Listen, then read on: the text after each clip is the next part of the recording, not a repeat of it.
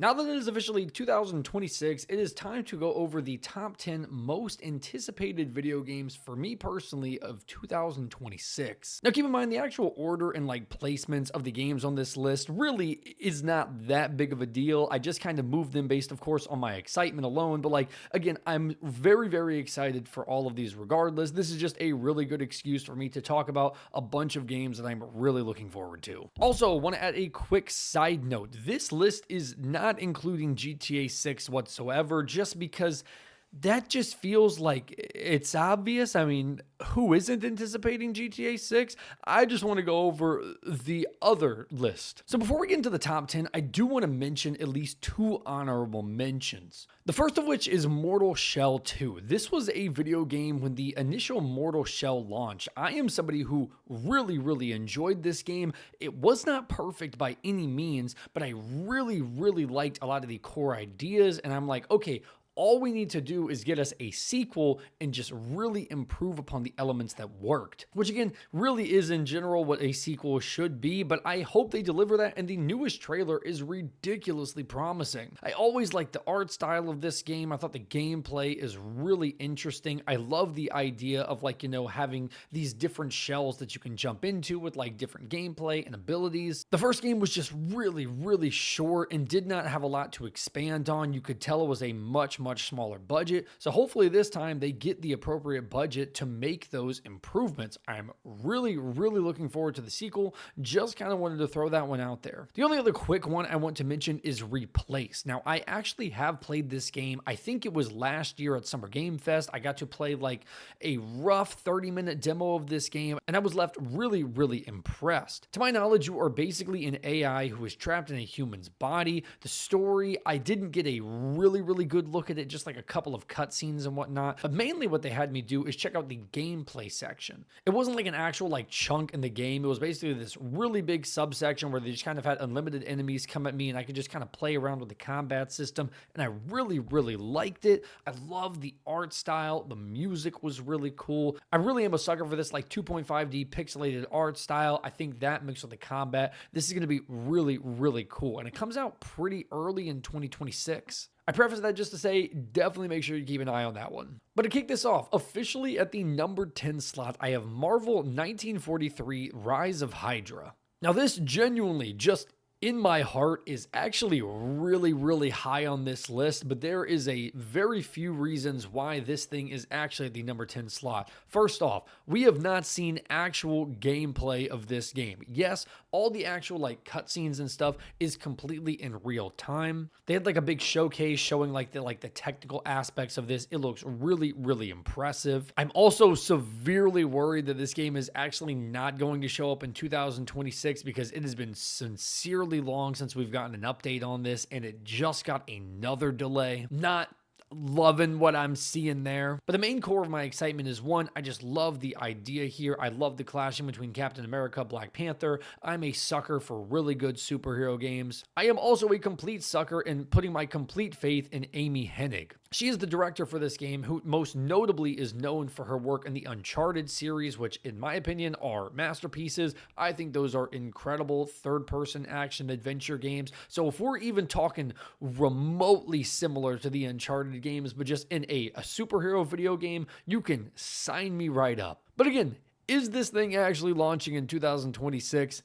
I'm really, really starting to get worried, but again, mainly because we've seen zero gameplay, it's gotta stay at the 10 spot, but I'm so excited to see more on this. And at number 9, I have Control Resonant, the sequel to the original Control, a game that I think is just a freaking masterpiece, man. I am potentially going to ruffle a few feathers here. I do not love Alan Wake, the original, and I surprisingly do not love Alan Wake 2 that much. Again, if you do, that's perfectly fine. I am a Control guy through and through. I think the world there is interesting. The story elements are really unique. The actual gameplay, the superpower abilities, it is just a significantly more fun game to play than Alan Wake 1 or 2.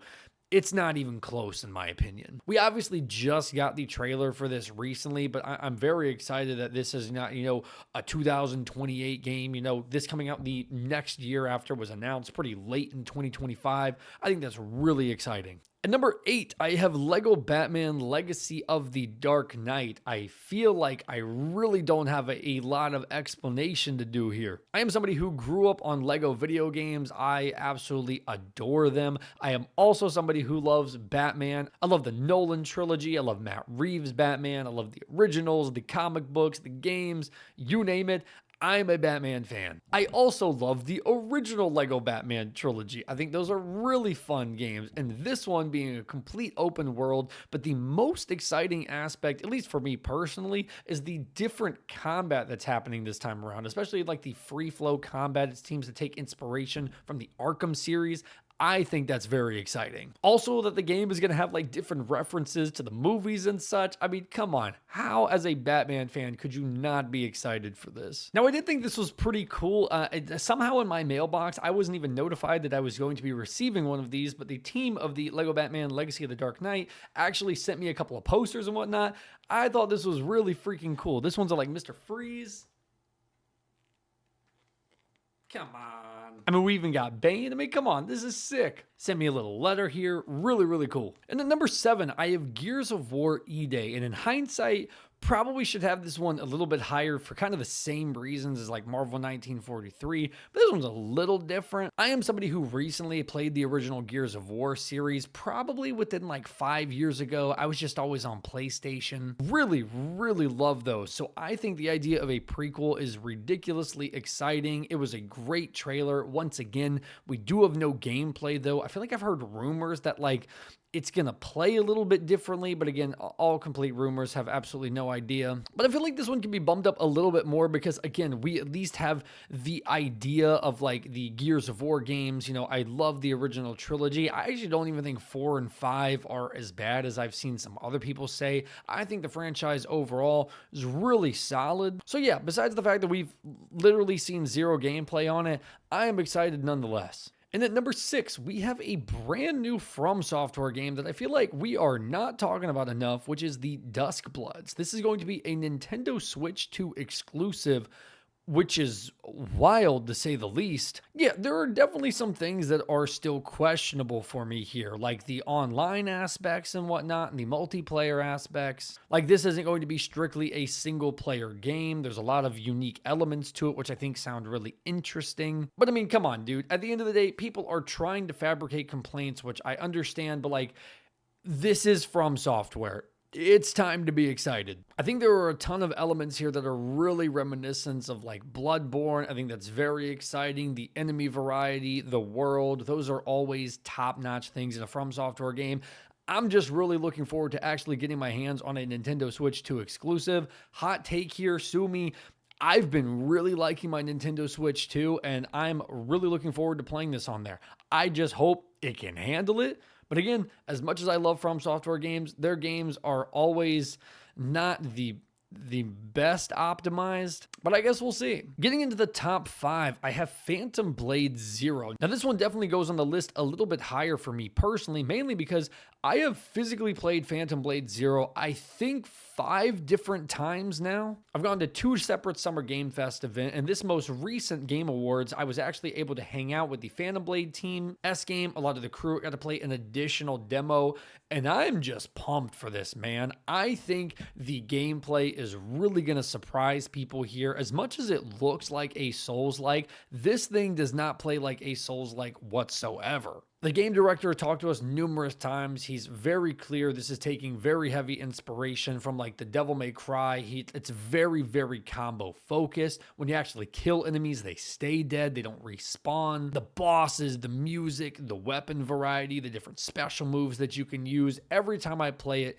it is so much fun. They mocapped like the entire action sequences in this game, even when they're using like 7 or 8 different pieces. They're not all like cut up and spliced together. They are actually all there in real time. I think it's ridiculously cool. I'm a huge martial arts kung fu fan, so again, the combat, clashing with different people, it is just so exciting, and I get a visceral reaction every time I play it. I think people are really, really going to enjoy this one. This thing has kind of been on the more popular side ever since its first initial trailer, and I think people are going to be really, really happy. Very sad we have to wait until September. I was really hoping for like a summertime or before, but hey, I will be patient. At number 4, we have Marvel's Wolverine from Insomniac. Once again, with a couple others on this list here, I feel like I don't have to explain too terribly much. I have been itching and itching for any kind of news on this, and I was losing hope for a while, but my God, when that trailer dropped, it was glorious and squashed every ounce of doubt that I could have potentially had.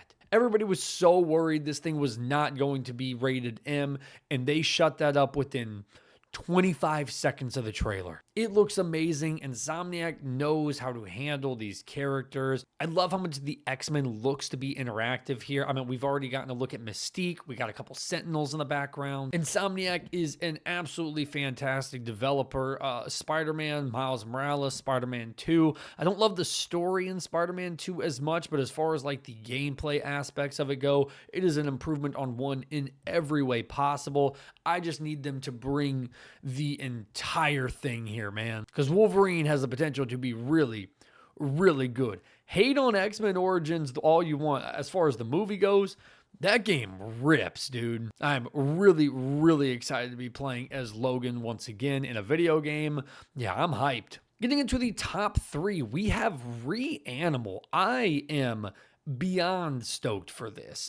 Most people were really anticipating Little Nightmares 3 last year. I've also played that, but in case you were not aware, Little Nightmares 3 was actually not developed by the same exact creators who did Little Nightmares 1 and 2. Those were done by Tarsier Studios, and Little Nightmares 3 was done by Supermassive. You probably recognize them for like Until Dawn, The Quarry. The actual creators, Tarsier, have moved on to a new game called Reanimal. And it also, if you have not checked this out before, there is actually a live demo that you can play on Steam right now and maybe consoles. I do need to double check that. But man, it has got the freaking sauce, dude. The world is interesting. The characters and the creatures here are so freaking creepy. The tension is palpable. Another interesting thing that I thought is that Little Nightmares 3 actually was not couch co-op. It was only online co-op. Reanimal is going to be both. You can do couch co-op or online co-op. I think it's fantastic. The only really bummer thing here is the price point is definitely a little bit on the steeper end, but I just hope they bring all that quality here because I think Little Nightmares 1 and 2 are absolutely remarkable. So I just could not be more excited. At number 2, we have Sorrows, and I don't even know where to begin here. If you have not played Returnal yet, I need you to get on this immediately. In my opinion, Returnal is hands down the best PlayStation 5 exclusive there is, period.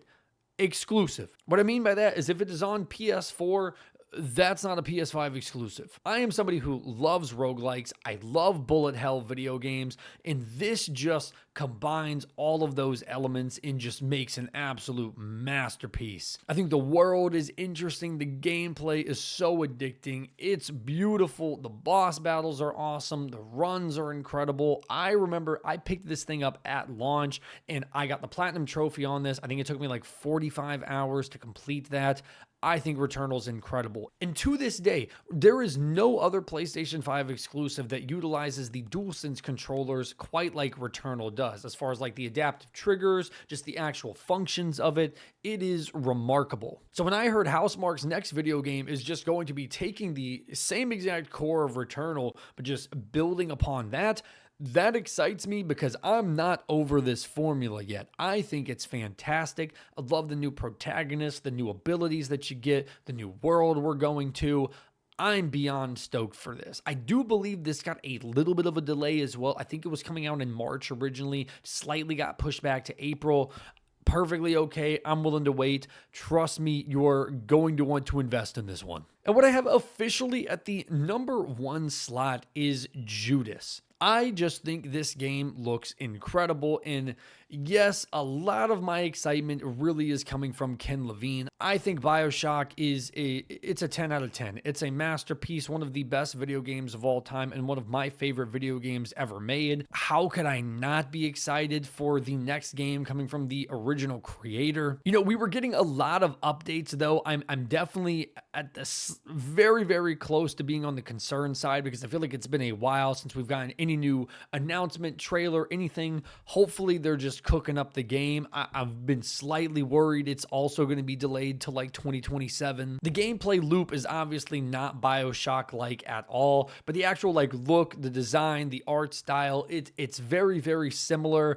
And again, I'll be honest, I don't hate it whatsoever. I think those games are incredible. Ken Levine obviously has a very specific style that he likes. I'm all on board. I think the uniqueness of it is going to come with the story, the gameplay elements, the actual gameplay loop itself. It all sounds really unique. I'm beyond excited. I believe they said like the actual choices here are going to impact and make a difference here. I am excited on that for the one hand, but on the other hand, BioShock was a very linear, story-driven experience that was remarkable. So hopefully he can keep that up regardless of kind of, you know, the way the story plays out. How could one not be excited, man? Judas is definitely my most anticipated of 2026, and it's not even close. So yeah, appreciate the watch. Definitely let me know. Give me your top 5 or top 10 most anticipated video games of 2026 for you. I'm definitely excited to jump into the video games this year. Going to be doing a lot of coverage, reviews, breakdowns, just trailer reactions maybe. So definitely like and subscribe, and we'll see you in the next one.